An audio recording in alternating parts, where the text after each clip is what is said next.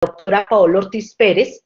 La doctora Paola Ortiz es odontóloga de la Universidad de Antioquia, especialista en gerencia de la seguridad social del CES, especialista en auditoría en salud del CES, magíster en salud pública de la Universidad de Antioquia, máster en calidad asistencial y seguridad del paciente de la Universidad Miguel Hernández de España, y actualmente está cursando un máster en seguridad del paciente y gestión del riesgo clínico en la Universidad Rey Juan Carlos de España.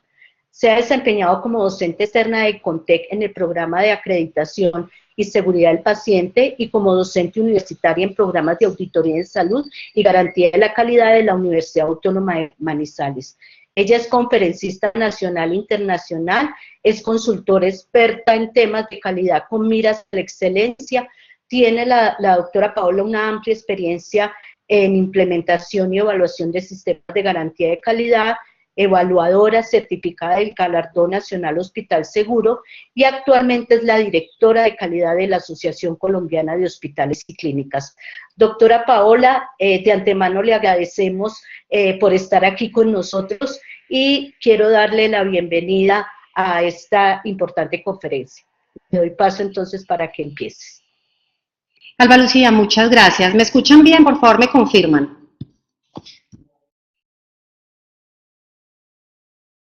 Ok, gracias.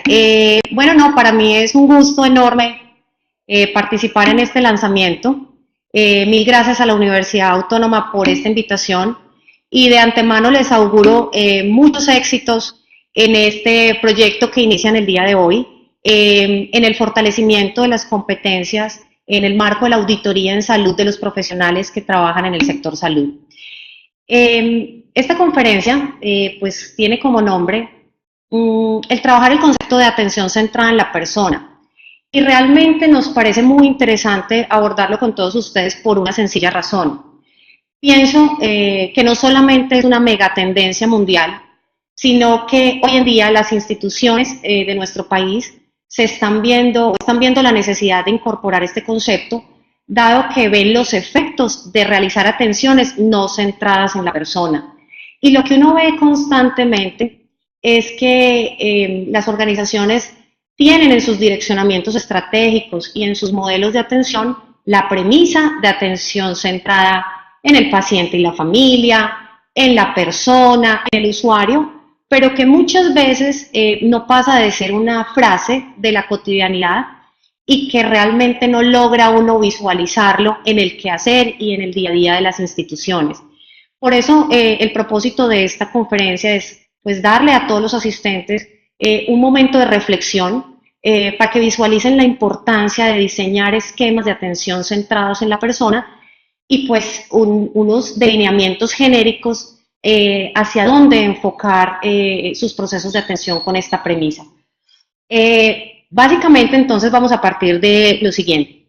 Consideramos que la atención centrada en la persona se constituye en un gran reto organizacional porque implica un cambio de mentalidad, implica que desde las altas directivos reflexionen, conciban que la atención centrada en la persona debe ser su razonamiento filosófico, debe ser su punto de partida en la atención, y no solamente los directivos de las organizaciones, implica un cambio de chip en los profesionales de la salud, en el cuerpo médico, en los especialistas médicos, en otros trabajadores de la salud, porque tradicionalmente los esquemas de atención pues han estado más ligados o más centrados en el profesional o en la misma organización.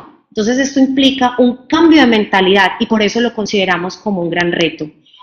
Debe ser visualizado como un objetivo, igual que tenemos objetivos de calidad, objetivos de seguridad, sin dejar a un lado los grandes objetivos que las instituciones tienen planteados en el marco de la efectividad, eficiencia, equidad, acceso. Igualmente, entonces, la atención centrada en la persona debe ser un gran objetivo institucional y como todo objetivo debe ir ligado a estrategias, debe ir ligado a recursos, debe ir ligado a responsabilidades y debe ir ligado a roles. Por eso insisto en que es más que una frase de cajón y de la cotidianidad, realmente es un gran proyecto, un gran delineamiento en el horizonte estratégico de la organización. Entonces, entrando un poco en materia, vamos a mirar a qué hace referencia, cuáles son los grandes pilares que rigen una atención centrada en la persona. Realmente, para que podamos ser contundentes en un resultado como esto, necesitamos del abordaje de 3 frentes. El primero, nunca vamos a tener una atención centrada en la persona si no trabajamos arduamente en lo que es un entorno colaborativo entre profesionales, paciente y la familia, y entre profesionales de la salud y el resto del personal de la salud. Hablo del ámbito administrativo. Entonces, primer requisito, el trabajo colaborativo entre profesionales, pacientes, familias y otros profesionales administrativos. Segundo punto, tampoco vamos a lograr una atención centrada en la persona si no abordamos lo que es las necesidades y preferencias del paciente y que esto sea el marco rector de las decisiones que se toman en salud. Es muy importante considerar el tema de preferencias, porque a veces los profesionales de la salud creemos o asumimos que el paciente y su familia quieren algo determinado cuando no lo es. Y les voy a mostrar algunos resultados de estudios que se han realizado en el mundo. Miren, hay un estudio que dice que los médicos creen que el 71% de las pacientes con cáncer, el estudio que el 7% de las pacientes consideran o valoran la conservación de la mama como máxima prioridad. Y entonces, si no se tiene en cuenta esta preferencia, esta necesidad de la paciente, el plan de cuidado va a ser totalmente diferente a lo que ella está requiriendo en su atención. Otro ejemplo es cuando los pacientes con patología benigna de próstata reciben información sobre los riesgos de disfunción sexual después de la cirugía, hasta un 40% menos de esos pacientes se decide por la cirugía. Y por eso es tan importante, entonces, la concepción de ese enfoque centrado en la persona a partir de la identificación de esas preferencias y necesidades. Entonces, como segundo pilar tenemos ese punto. Rebobino un poquito. El primero, colaboración entre profesionales, pacientes y familias. Segundo, diseño de procesos de atención basados en preferencias y necesidades, lo cual implica que tengamos que ser tan astutos de poder detectar esas necesidades y preferencias de nuestros usuarios.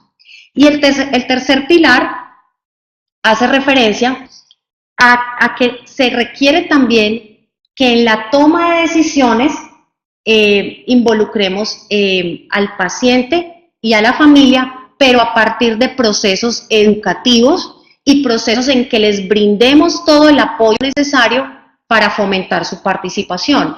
¿Y esto cómo se da? Si nosotros realizamos procesos de educación, de transferencia de herramientas, de transferencia de conocimientos en el usuario y en su familia, ellos van a tener más forma de participar activamente.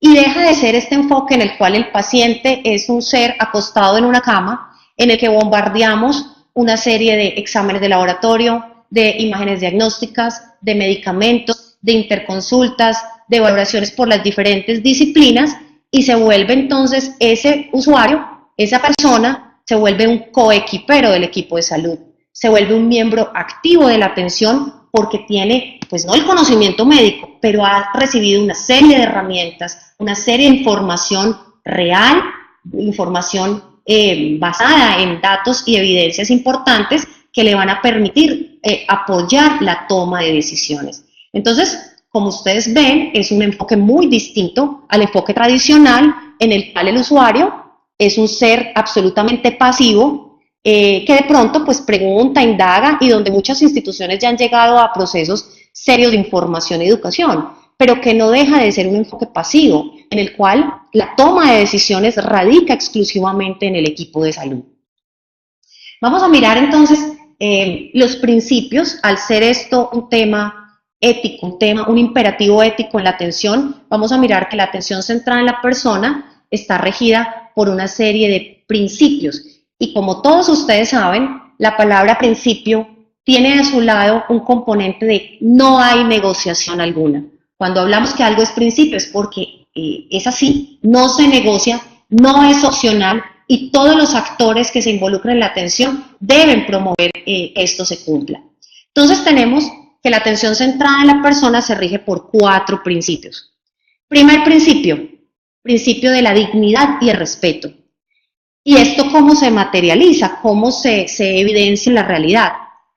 Promovemos la dignidad y el respeto cuando escuchamos a nuestro usuario, cuando aceptamos la perspectiva que éste tiene y aceptamos sus diferentes elecciones, cuando incorporamos el diseño de la atención en la planeación de sus cuidados, los rasgos culturales del paciente, incorporamos sus conocimientos, sus creencias, sus prácticas, sus valores, y esto es determinante en la planificación de la atención. El segundo principio de la atención centrada en la persona está el marco del compartir información. ¿Y esto cómo se evidencia? Cuando brindamos información completa y comprensible de acuerdo al nivel cultural y educativo de nuestro paciente. Cuando comunicamos sin retener información. Cuando comunicamos a tiempo y comunicamos según las necesidades de ese paciente. Tercer principio, el principio de la participación. Y eso, ¿cómo se evidencia o cómo se da en la práctica? Se da cuando le damos soporte, apoyo, herramientas para la toma de decisiones y cuando facilitamos que ese paciente se involucre. No como a veces sucede en algunas organizaciones o por parte de algunos profesionales que impiden que el paciente participe, ese paciente que pregunta, ese paciente que quiere saber, muchas veces es visto como un paciente difícil, como un paciente quejumbroso, como un paciente que no tiene por qué estar indagando en lo que no le corresponde porque no es un profesional de la salud y simplemente limitamos su autonomía y su posibilidad de participar en el proceso. Y el cuarto principio es el principio de la colaboración. Es que se da en la medida en que permitimos que tanto pacientes, familias y profesionales colaboren en el desarrollo de políticas y programas, cuando permitimos que el profesional y el mismo usuario participe en la implantación de medidas evaluativas, cuando promovemos que el paciente sea veedor de su propia atención, cuando promovemos que él verifique si el cuerpo médico, si el personal asistencial se ha lavado las manos antes de ingresar a la habitación o antes de tocarlo. En esa medida se vuelve un entorno absolutamente colaborativo y propicio para que tengamos estas atenciones centradas en la persona. ¿Por qué será importante? Porque es un imperativo ético, es mandatorio que nuestras organizaciones empiecen a concebir este enfoque. Pues en primera instancia, porque es un fin mismo de la atención, porque al igual que la seguridad y la humanización y otros elementos son inherentes a la atención misma. Creo que no deberíamos incluso estar pensando en que por qué tenemos que hablar de seguridad. La misma atención de base, los profesionales deberían actuar de manera segura. No deberíamos estar promoviendo el minimizar riesgos de eventos adversos, incidentes, cuando ese es el fin mismo de la atención, cuando eso es un derecho del usuario. Lo mismo pasa con la atención centrada en la persona. Cuando la promovemos, estamos promoviendo la autonomía del paciente y estamos promoviendo su dignidad y respeto, que es lo mínimo a lo que él tiene derecho. Pero adicionalmente, trabajar con un enfoque centrado en la persona nos está asociado habitualmente con mejores procesos y resultados de la atención. Las organizaciones que claramente de manera contundente han avanzado en este enfoque han logrado como resultados situaciones como estas. Logran modificar o moldear los estilos de vida de sus pacientes en cuanto a actividad física, en cuanto a hábitos como fumar, como ingerir alcohol. Se logra ver resultados en torno a esto. Igualmente, se mejora la percepción de estrés y la capacidad de los pacientes de hacerse cargo de su condición o de su enfermedad, es decir, se empoderan. Se disminuye la utilización de servicios, especialmente en aquellos usuarios que tienen la connotación de ser hiperfrecuentadores o consultadores crónicos, como es denominado en el medio. Aumenta la satisfacción de los usuarios, se mejora la calidad de algunos resultados clínicos, se mejora la seguridad de la atención, se facilita la alianza terapéutica y por todo lo que les acabo de decir, indiscutiblemente se mejoran los resultados de la atención como tal. Y esto, pues, literalmente se evidencia en la práctica en una observación de una atención personalizada. Es decir, cuando todo lo que les acabo de mencionar se da en la realidad, logramos evidenciar que ya dejan de ser apendicitis las que ingresan a nuestra institución, dejan de ser fracturas de cadera, dejan de ser crisis asmáticas, sino que se vuelven en personas que sienten, que piensan, que tienen miedos, que tienen temores, que tienen riesgos y por lo tanto su plan de cuidado, su plan de intervención se acomoda de manera personalizada, porque entonces son individuos. Independientemente si tenemos 3 crisis asmáticas, son 3 personas con situaciones y condiciones diferentes, con entornos diferentes, con vidas totalmente diferentes. Por lo tanto, se personaliza la atención. Adicionalmente, se obtiene como ganancia la coordinación de la atención, donde empieza uno a ver que lo que es habitual ver en las instituciones, que es esa fragmentación de la atención, donde un profesional no sabe lo que su colega ha dicho, lo que otro especialista vio en otro momento, lo que la terapeuta respiratoria ha manejado, lo que ve nutrición, lo que el mismo personal de enfermería identifica, entonces deja de manejarse así, de una forma fraccionada. Se vuelve o se migra a una atención más coordinada, donde hay un engranaje, donde hay unas metas colectivas para el manejo de ese paciente y donde el paciente mismo se vuelve veedor de esto. Y adicionalmente, como resultado también está una atención activadora, y esto significa que el paciente es partícipe, que el paciente se conectó, el paciente hace parte de ese equipo de salud y es capaz de tomar decisiones en el mismo escenario asistencial que quienes lo están manejando. Entonces, pues creo que son razones de peso. Esto no lo digo yo, pues esto no es algo que sea a título personal, de esto hay mucha evidencia, no solamente en el marco mundial, sino en instituciones de nuestro país que han tomado una decisión firme de avanzar hacia enfoques centrados en la persona. Vamos a hablar un poquito, porque eso suena pues todo muy filosófico, pero hacia dónde entonces tenemos que enfocar nuestras baterías si queremos empezar a trabajar bajo este esquema. Entonces hay unas etapas, hay digamos que un paso a paso, que esto no es de la noche a la mañana, realmente aterrizar todos estos lineamientos pues tiene que ser concebido desde procesos de gestión del cambio en las organizaciones, porque no se logra de un día para otro, tiene que tener un claro compromiso directivo, una clara decisión de avanzar hacia estos mecanismos y se trabaja desde la cultura, porque es que no es de un día para otro que le vamos a decir a todos los profesionales de una organización que pues literalmente cambian su chip y que ahora a partir de mañana ya trabajamos centrados en la persona. Esto tiene que moldearse con procesos de gestión del cambio y los cambios se planifican y los cambios se implementan y los cambios se evalúan. Funciona todo un ciclo PHBA alrededor de la gestión del cambio. Pero en general estas etapas o este proceso se da en diferentes momentos. El primer momento se ha denominado la fase de empoderamiento del paciente. ¿Qué implica? Empoderar es el proceso que permite a las personas reconocer, identificar, asimilar que tienen el control sobre sus propias vidas. Alguien o pues un individuo se empodera cuando es consciente que de él depende el éxito o el fracaso en muchas ocasiones de su proceso de atención. Es esa conexión, es esa luz que le cae en un momento a otro donde empieza a reconocer que su papel es determinante en su proceso. Eso se llama empoderamiento. Creo que ustedes todos saben, y pues quienes somos profesionales de la salud, nos hemos encontrado en algún momento con una situación en que el paciente pues acude donde nosotros, pero no es consciente, es como es a la expectativa de lo que nosotros hacemos, con la idea de que recuperemos su salud, pero poco se involucra y poco participa y poco reconoce que su papel es clave. El empoderamiento significa reconocer que somos gobernantes de nuestro propio cuerpo. ¿Y cómo se logra eso?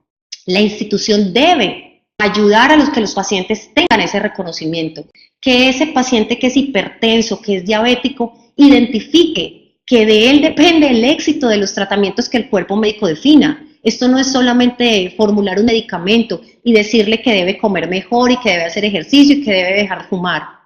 Esto es empezar a hacerle caer en cuenta que es artífice de su propia realidad, de su propio manejo y tratamiento. Entonces esa primera fase se denomina empoderamiento. Una vez logramos tener un usuario empoderado, la siguiente etapa es trabajar sobre él un fenómeno que se denomina la activación. Y la activación implica empezar a brindarle todas las competencias necesarias, los conocimientos necesarios, la información para que él pueda aumentar su capacidad de actuar en esos temas que son relevantes en su cuidado. Es empezar a orientarlo, es brindarle el apoyo, donde consulta, donde busca. Yo creo que todos sabemos que la web es una excelente herramienta, pero que la web está llena de material basura y que no es un secreto para nadie que cuando se le da un diagnóstico a un paciente, lo primero que hace es googlear, ¿cierto? Y empezar a buscar qué hay alrededor de su diagnóstico o de la terapéutica que va a recibir, y muchas veces se llenan de elementos que no son reales y por lo tanto esto no va a favorecer una adecuada implicación e involucramiento de él en la terapéutica que se defina. Por lo tanto, la organización en esta fase de activación tiene la responsabilidad de orientar efectivamente al usuario hacia aquello que es real, aquello que tiene evidencia y que le permita tener una claridad mental y conceptual de lo que sucede o va a suceder con él. Y luego, entonces, sigue un tercer momento que es el de la implicación, en el cual, pues si el usuario está empoderado y tiene la información y las herramientas en la mano, pues entonces tiene la posibilidad de participar activamente en el proceso de atención, tiene la posibilidad de tomar decisiones junto con el cuerpo médico o el cuerpo asistencial y puede entrar en lo que es su autocuidado. Entonces, miren que son elementos demasiado contundentes, son claves y que tienen toda la tendencia a arrojar los resultados que les mencioné ahora. Pero no podemos desconocer que todo esto solamente se va a dar en la medida en que la organización tenga muy estructurados sus procesos y canal de comunicación. Si no trabajamos en comunicación, difícilmente vamos a poder lograr un usuario empoderado, un usuario activado y un usuario que se implique en su proceso. La atención en salud es comunicación dependiente y su precisión realmente es muy necesaria para conseguir servicios seguros y de calidad. Y como ustedes saben, la comunicación directa se puede ver altamente afectada por muchas cosas. Cuando usamos lenguaje coloquial, cuando no nos bajamos al nivel cultural del usuario, educativo, todos los aspectos que tienen que ver con dificultades visuales, cognitivas, auditivas en nuestros usuarios, pues obviamente se desfavorece una comunicación efectiva. Cuando tenemos pacientes, por ejemplo, intubados o cuando su misma condición impide una comunicación real con el personal asistencial. Y hay un concepto que también hay que empezar a migrar y hay que empezar a analizar en las organizaciones. Es un concepto que el Instituto de Medicina de los Estados Unidos define como el Health Literacy, que les voy a plantear a continuación. El Health Literacy está definido como el grado en que las personas tienen la capacidad de obtener, procesar y entender la información básica sobre su salud. Significa que muchas veces las personas o nuestros pacientes no entienden muchas de las cosas que les decimos. Por ejemplo, hay un estudio que demuestra que el 42% de las personas o de nuestros usuarios no entienden el concepto ayunas. Y es un concepto que utilizamos todo el tiempo. Vengan ayunas para su examen. En la recomendación está tomar el medicamento en ayunas. Pero sí nos hemos sentado a pensar si el paciente entiende eso. Porque para muchos ayunas es no comer. Pero para otro puede ser, sí, no puedo comer, pero sí puedo tomar líquido. O para otro, o como sucede en algunas regiones del país que tienen el hábito de lo que se denominan los tragos, que es como un mini desayuno antes del desayuno real, Entonces, bueno, no puedo desayunar, pero eso no me están diciendo que los tragos no los puedo ingerir. Entonces, cuando trabajamos Health Literacy, significa ponernos en el papel del usuario, mirar si es claramente comprensible lo que estamos queriendo decirle. Miren, hay un estudio que dice que el 26% de los pacientes investigados o encuestados no entienden el horario de visitas o los momentos de visita a su familiar. Entonces llegan en el momento que no es. Y saliéndonos del entorno de salud, el Health Literacy nos dice que el 48% de la población investigada no puede entender los mensajes que albergan tanto palabras como números en la misma frase. Por ejemplo, las instrucciones sobre las rutas de buses, que tiene una mezcla de palabras y números. Entonces, si nosotros no asumimos que esto es una realidad, que a veces pretendemos decir algo y que es muy distinto a lo que nos perciben, realmente no se va a favorecer un proceso de atención centrada en la persona porque no nos van a entender. Entonces, la comunicación y el trabajo por la comunicación es absolutamente clave. Entonces, me parece muy importante que tengamos esos puntos en mente, que tengamos claridad sobre esos elementos para poder adelantar una fase real de atención centrada en las organizaciones. Pero entonces la pregunta que pueden tener todos ustedes en su mente en este momento es, bueno, está claro, hacia allá hay que avanzar, es importante, hay evidencia de que hay resultados alrededor de estos enfoques, pero ¿por dónde empezamos?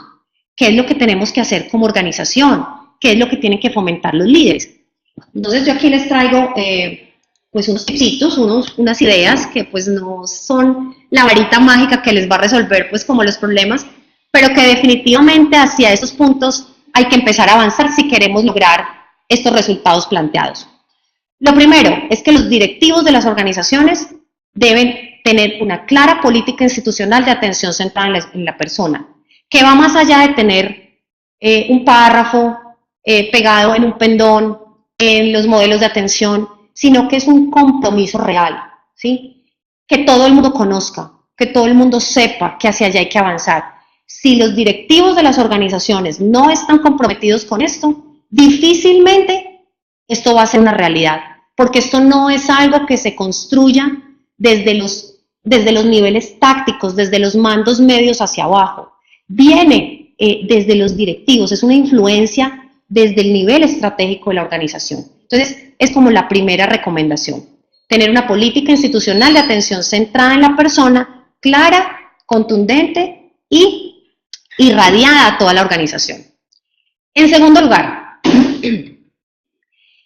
la promoción de formaciones en seguridad, pues esto tiene que ver mucho con seguridad de la atención y atención centrada en la persona, es decir, en los diferentes niveles de la organización, en el nivel operativo, en el nivel táctico y en el nivel directivo, debe quedar claramente planteado cómo se da este modelo y qué tipo de elementos tienen que tener claros para su quehacer. Tercera estrategia, la implantación de sistemas de reconocimiento de los profesionales. Yo creo que no es un secreto para nadie que una de las necesidades básicas del ser humano es el reconocimiento. Y en la medida que el personal se empieza a sentir, sí, como evidenciada su quehacer, reconocido, estimulado, las prácticas se afianzan y se consolidan en la organización. Por lo tanto, lo que es la implantación de sistemas de reconocimiento es una estrategia avalada mundialmente si queremos revertir en grandes resultados de calidad. Entonces, no podemos desconocer que esto es un elemento que hay que tener en cuenta para la implantación de un modelo centrado en la persona.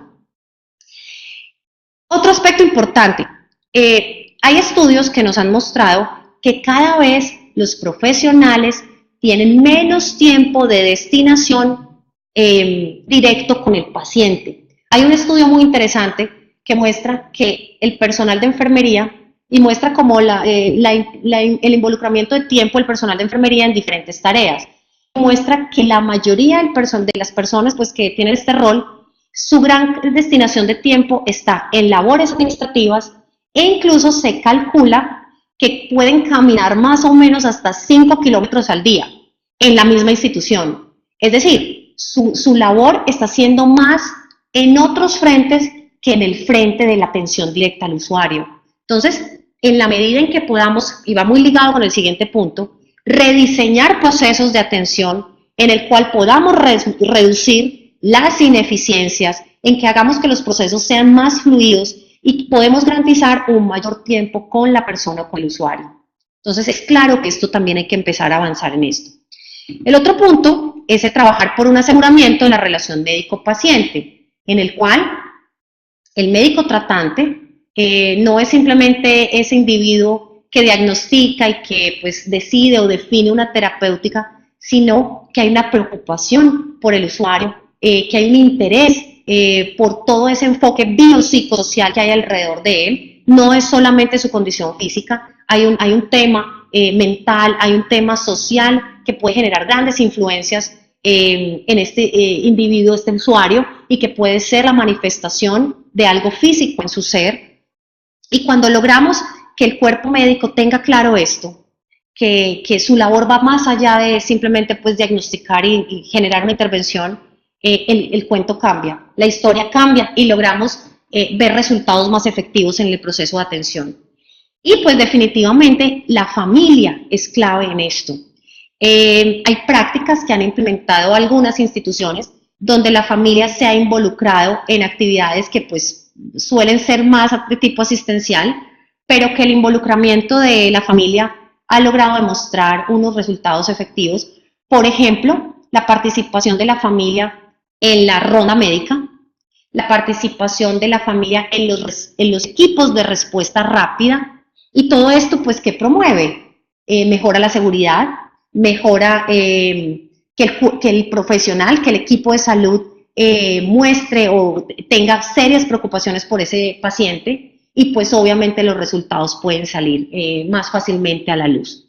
Entonces, digamos que estos 8 punticos, 7 punticos, son elementos muy básicos, pero que definitivamente tenemos que repensar en el diseño de nuestros modelos de atención. Es mandatorio, si queremos avanzar en este enfoque, sentarnos en la mesa y poner todo esto en ella, empezar a pensar en las estrategias, empezar a pensar cómo vamos a aterrizar cada uno de estos punticos, que como les decía, no son de la noche a la mañana, implican grandes modelos de reestructuración y dinámicas participativas de todas las personas que trabajan en la institución. Pues es básicamente lo que quería contarles de esto. Hay mucha literatura alrededor de esta temática y la invitación para todos ustedes es a cambiar nuestros enfoques en las organizaciones. Realmente nuestros usuarios tienen derecho a que nuestra atención sea alrededor de ellos, a que todo lo que hacemos gire en torno a ellos, porque son la razón de ser de nuestras organizaciones. Entonces los invito a considerar todos estos elementos en el marco de lo que ustedes hacen en sus respectivas instituciones y pues promover esto en los diferentes escenarios donde ustedes tengan algún tipo de influencia. Muchas gracias y quedo atenta a cualquier de parte de ustedes.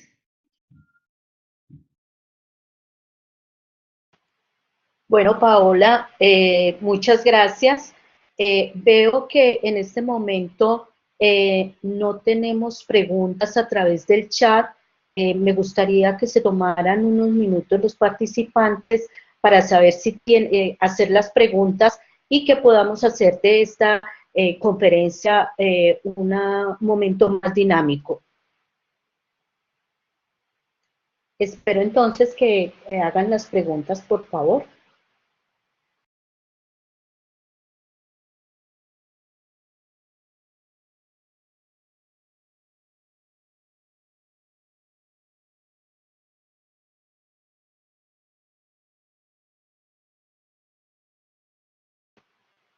Doctora, si de pronto, mientras hacen las preguntas, si usted tiene algo más para añadir, entonces le pido el favor que podamos hacerlo en este momento. Pues simplemente quería agregar, pues ahí está mi correo electrónico.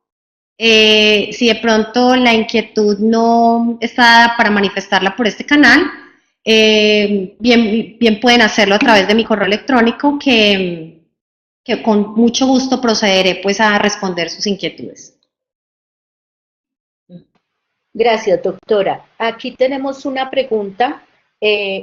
Preguntan, ¿en el momento se cuenta con alguna normatividad que esté orientada con este fin o con este enfoque? Doctora Paola. Como normatividad, en este momento en nuestro país no es de esa manera. No hay normatividad o legislación directa que lo establezca, que lo formalice, pero sí hay muchos elementos que nos están llevando, nos están direccionando a hacerlo. Un ejemplo claro es el Sistema Único de Acreditación, donde la atención centrada en la persona, ahí aparece más centrada en el paciente, es un eje rector del modelo de acreditación. Es decir, las instituciones que hoy en día están acreditadas, hoy en día están en preparación para la acreditación o han acogido la metodología de acreditación sin fines de obtener la acreditación, sino como metodología para avanzar formalmente hacia enfoques de excelencia y poder avanzar significativamente. Digamos que como normatividad no, pero sí hay varios elementos que nos están direccionando y estoy absolutamente convencida que cada vez van a tener más fuerza.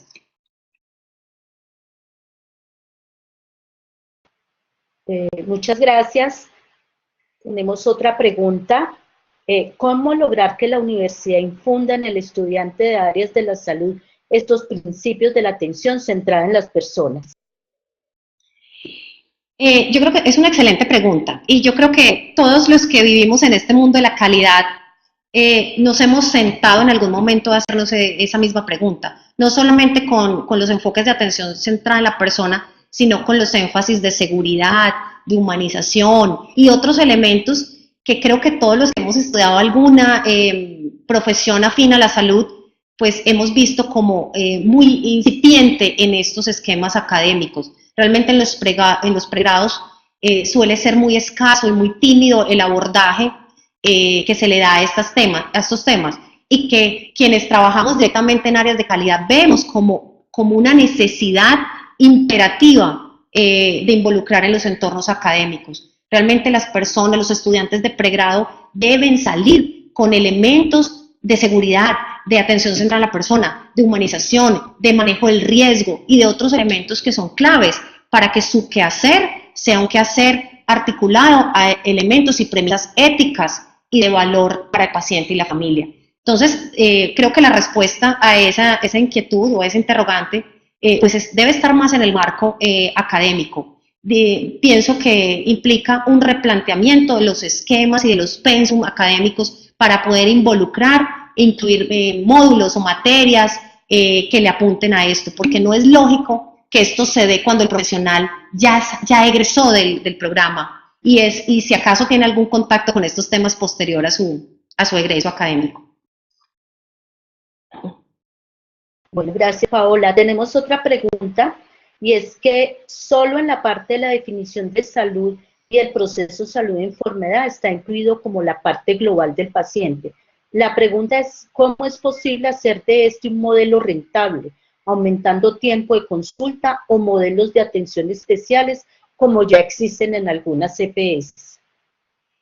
Ese es un argumento que nos da Cristian, que es absolutamente cierto, ¿cierto? Y creo que en nuestro país lo vivimos constantemente. ¿Cómo dar una atención más humanizada, más segura, más centrada en la persona, con los modelos que tenemos en nuestro país? Yo creo que eso es indiscutible y todos lo sabemos, empezando por los tiempos de atención en EPS, ¿cierto? Que como todos sabemos no pasan de ser de 20 a 30 minutos y que en lo cual el profesional se ve enfrentado a tener que realizar una serie de actividades que escasamente pues logra desarrollar. Eso es absolutamente cierto.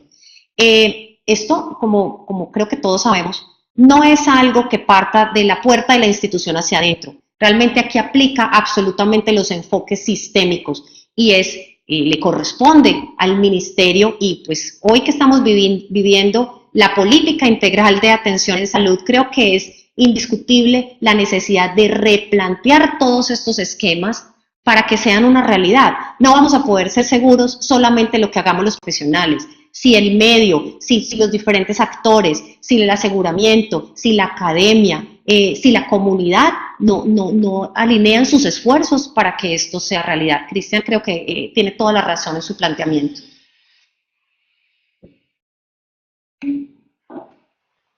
Bueno, doctora, muchas gracias por la intervención. Si tienen más preguntas o si ya está todo dicho, entonces queremos darle las gracias, doctora, por acompañarnos en este espacio.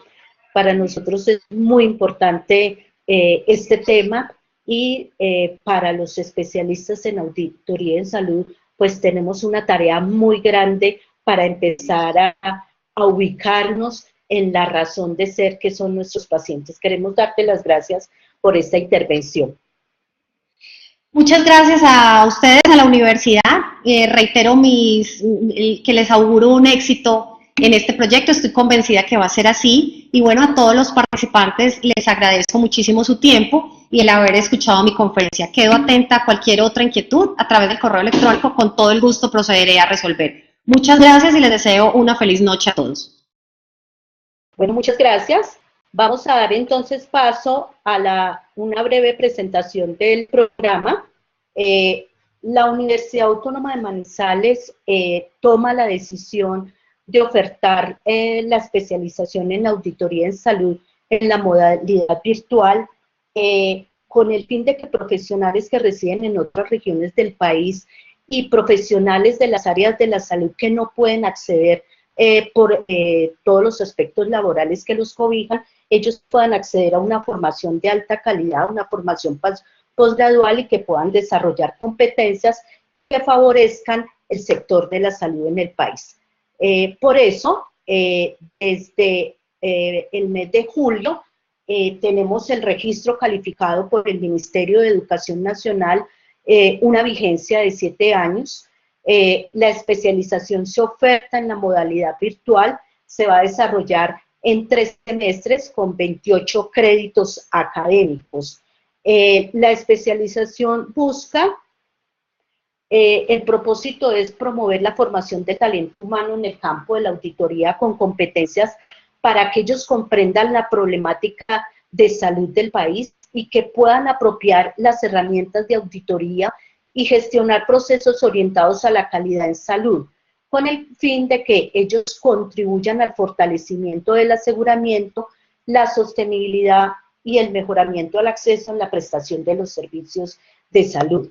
El perfil lo que se busca es que los graduados de especialización estén en capacidad de que comprendan los fundamentos políticos, socioeconómicos y culturales relacionados con la calidad de la atención en salud, que ellos puedan desarrollar procesos de calidad, de planeación, ejecución y evaluación y control y monitoreo, que apliquen todos esos conceptos, todos esos principios, técnicas, instrumentos en la sistematización del conocimiento producido y que puedan comunicar todos esos resultados de la evaluación de la calidad y proponer estrategias que sean válidas y que aporten al mejoramiento continuo de la calidad. Buscamos también que asuman el ejercicio de la auditoría en salud con el compromiso ético que esta demanda, dada su relación intrínseca con el mejoramiento de la calidad de vida de la población. ¿Qué buscamos? Que los graduados se puedan desempeñar, una vez obtengan su título, se puedan desempeñar como auditores en salud en instituciones del sector salud, dirección de vigilancia y control, aseguramiento y prestadores de servicios de salud, que puedan ser auditores en salud como parte de un grupo de profesionales que ejercen funciones de asesoría externa e interna, que puedan ser jefes, director o gerentes de un programa de garantía de la calidad con enfoque gerencial y empresarial y asesor de instancias directivas de entidades públicas o privadas. Contamos en este momento con una planta docente muy fuerte, con experiencia en el área de calidad. Tenemos doctores y magíster especialistas. Estos son algunos de los docentes. El doctor Rubén Darío Gómez, que viene de Medellín, Consuelo Vélez, que es especialista y doctor en salud pública, la doctora Dora Cardona, Cristian Guillermo Naranjo, Jairo Toro, José Huber y Eduardo Martínez, que son docentes de la universidad, Paola Ortiz, que es la docente que acaban de escuchar, Luz Helena Morales, Álvaro, pues estoy yo, Héctor Mario Mejía, que tiene una amplia experiencia en gerencia de la calidad y auditoría de los servicios de salud, Gloria López Agudelo, especialista en gerencia de la calidad y auditoría en salud, y Lina Patricia Casas Bustamante, quien es la persona que tiene una amplia experiencia en todos los temas relacionados con economía de la salud. Nosotros, como propuesta de la universidad, la modalidad virtual gracias a la modalidad virtual, va a favorecer que las personas que viven en municipios apartados, como les dije ahorita, y personas que no puedan estar en una modalidad presencial, puedan acceder a cursar la especialización, eliminando así las barreras de acceso a la educación posgradual, y estamos ofreciendo una plataforma tecnológica con todas las ventajas que pueda tener la modalidad virtual, donde estamos haciendo un apoyo muy grande en todo lo que tiene que ver con el acompañamiento, con las teleconferencias. Tendrían ustedes los profesores titulares y tendrían el aula digital como una herramienta virtual de apoyo muy grande, y aparte de eso tendrían los tutores virtuales que les estarían retroalimentando y asesorando permanentemente. Esta es pues la especialización en auditoría en salud en la modalidad virtual. Los esperamos. Quien quiera acceder a esta modalidad pueden comunicarse a mi correo balupa@autonoma.edu.co. Si tienen alguna pregunta, estaré atenta a resolvérselas por este medio. Muchas gracias.